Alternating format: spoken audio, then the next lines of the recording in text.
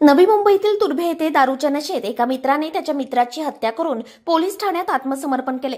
मृत आणि आरोपी हे मित्र होते। दोघेही एकत्र राहत होते। अनेकदा दारू पिऊन त्यांच्यात भांडणे होत होती। यावेळीही दारू पिऊन त्यांच्यात भांडण सुरू असताना आरोपीने मानेवर हल्ला करून त्याची हत्या केली।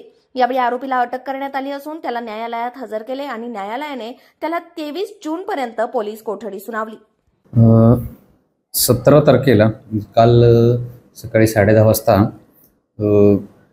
इसम नामे सुरेश होनहागा वय 20 वर्ष यांना पोलीस स्टेशनला येऊन सांगितले की त्याचा जो मित्र आहे संजय बेहरा वय 22 वर्ष हे दोघेही राहणार महापे त्यांनी स्वतः येऊन सांगितले की माझा जो मित्र आहे संजय बेहरा याला आम्ही 16 तारखेला संध्याकाळी 1800 वाजता बावकुळेश्वर धबधब्या मंदिराच्या पाठीमागे जो जंगलामध्ये जो धबधबा आहे त्या ठिकाणी गळ्यावरती कटरने मारून तो त्या ठिकाणी पडलेला आहे अशी हकीकत सांगितली।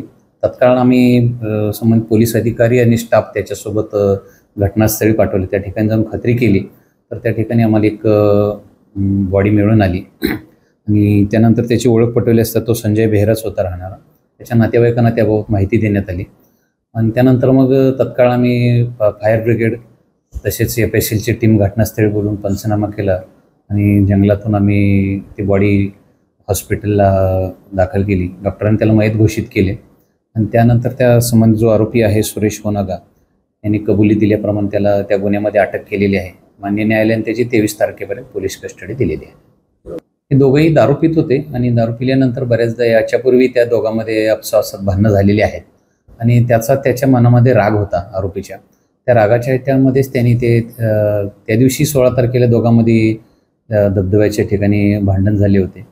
त्या रागातूनच त्यांनी ते कटरनं त्याचा गळा चिरून हत्या केलेली आहे। झारखंडचे आहेत। जो आरोपी जो आहे तो क्वारीवरती मशीन ऑपरेटर म्हणून काम करतो आणि जो मयत आहे तो मजुरी करतो। सध्या तरी अजूनपर्यंत माहिती उपलब्ध झालेली नाही।